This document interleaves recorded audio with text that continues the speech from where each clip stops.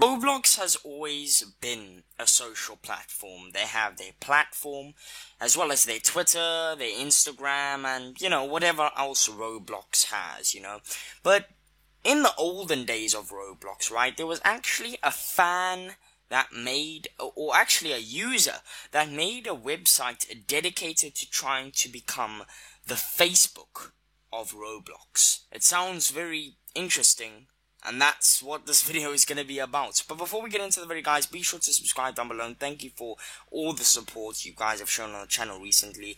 It's been absolutely amazing, really it has. And honestly, I need to start working hard on the channel because if I start working hard on the channel, I feel like we can grow our community way quicker. But yeah, if you are new to the channel, be sure to subscribe down below, guys. Become a Robloxian today by clicking that red subscribe button down below. And without further ado, let's get into the video. So while exploring the Roblox wiki, guys, I came across this page which explains a little bit about a website that used to exist. So let's give this page a read, shall we? So it's called Faceblocks.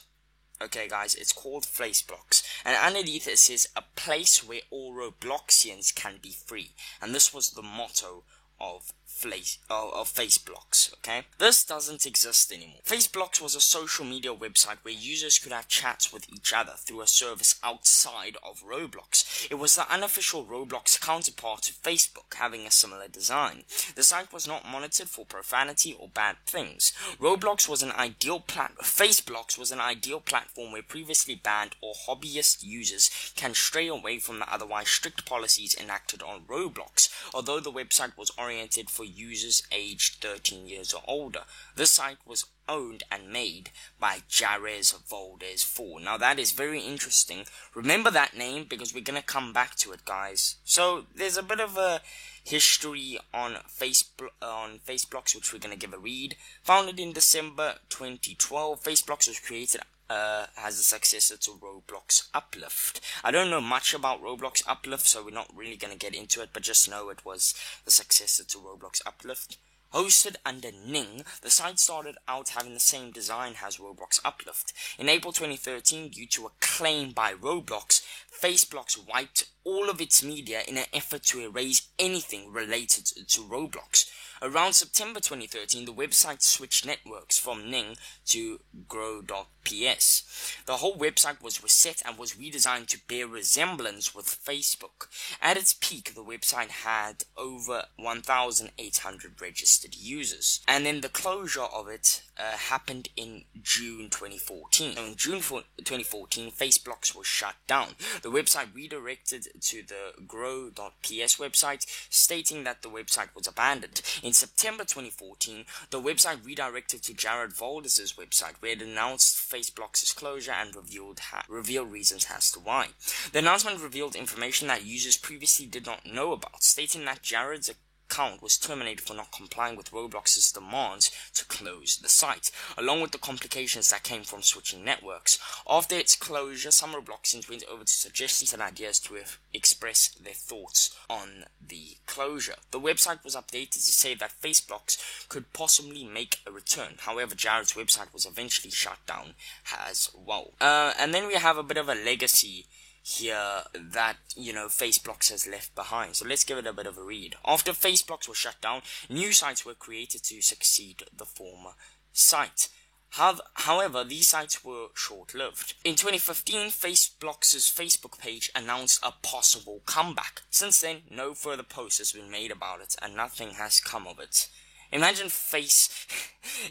a Roblox Facebook rip-off website having a Facebook page. It's literally Facebookception or whatever they call it. As of 2017, the Faceblocks domain redirected to Roblox's website, which means that Roblox owns the domain of Faceblocks. So Roblox actually bought the domain of the Faceblocks website, and actually, if you now go to the Faceblocks website, then it actually leads you to Roblox. The features of Faceblocks. Chat. Unlike Facebook, the website held a chat for registered users. Users who are online can participate in the chat with other online users. The chat also had the ability to private message other online users. The chat was not moderated and was prone to profanity and obscene topics. The website also hosted a tiny chat room where users could live stream. Groups, like Facebook pages, were a type of connection on Faceblocks. Groups could interact with the users if it was a regular friend on the website. They could be created on Faceblocks without any kind of payment. Users could like and / or join them the same way. Extra features. Along with the other features, users could upload media to Faceblocks and share blogs and events. Roblox games could be launched from a pop-up that allowed easier navigation while they browse. Right, guys, so basically recapping on everything we just read, right? There are going to be a lot of repeated things that you've already heard, but, I'm just going to point out some of the things to focus on, right? So Faceblocks was a website that used to exist, right? That was basically the Facebook of Roblox, It wasn't officially made by Roblox, but that's basically what it was, okay? You can literally tell by the name, you can even tell by the logo, which I'll put on the screen. It had very similar features to Facebook as well, so it's just a blatant copy of Facebook, but just Roblox related. Now, it was created by a user by the name of Jared Valdez 4, right? And I told you guys to remember Jared Valdez 4 because Jared Valdez 4 is also known as one of the most controversial users to ever exist on Roblox, and it wasn't just for creating Faceblocks, right? So basically, Jared Valdez 4 was a guy who literally copied Roblox games that he never made and posted them to make them his own, The biggest ones that he stole was games such as Paintball, which got 7.6 million visits, and another game called The Infection, which got 3.8 million visits. And these are both copied games from other people that actually spent their time creating these games, So all he did was basically get millions of visits by just copying other people's games and claiming them as his own, which is bizarre. He also made some copied groups. Not a lot of people know that he actually made copied groups, but he actually did. He made 2 copied groups as well. But luckily, Roblox was onto him, Roblox was like, there is an imposter among us, and just voted him out a few times. Luckily Roblox terminated him multiple times,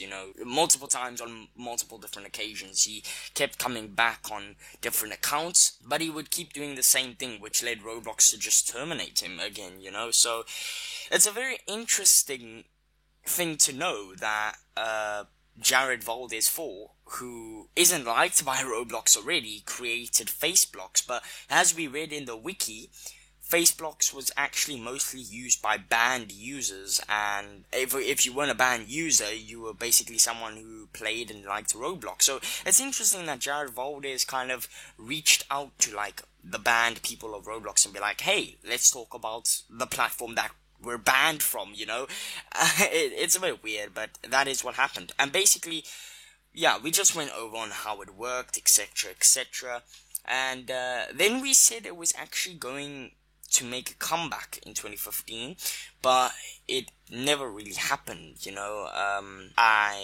because it just never happened. It never happened. And as of 2017, which actually was not too long ago, Faceblocks now actually redirects to the Roblox website, meaning that Roblox has actually bought the URL, the domain, of Faceblocks, and now it just leads straight to Roblox.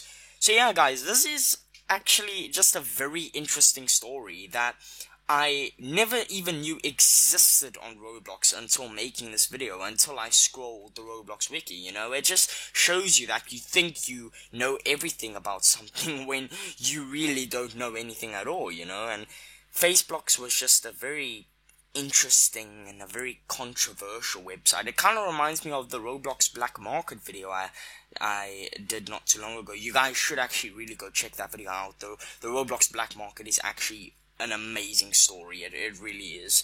But yeah, guys, what do you think about Faceblocks? You know, do you think Roblox should make a website like Faceblocks for users like you and I, you know? Obviously without blatantly copying Facebook, of course, or copying Faceblocks, you know, because that's wrong. But or should Roblox just continue on, you know, and bury this interesting, it is really interesting, this interesting piece of history in its past, you know? So should it make the another website like this, or should it just, you know, it happened and we will not talk about it again, you know? Yeah, but let me know in the comments down below if you would want a website like Faceblocks to return. Obviously different and by Roblox, but you know what I mean. And yeah, guys, be sure to subscribe down below to get access to an epic new website called Blockstube. Yes.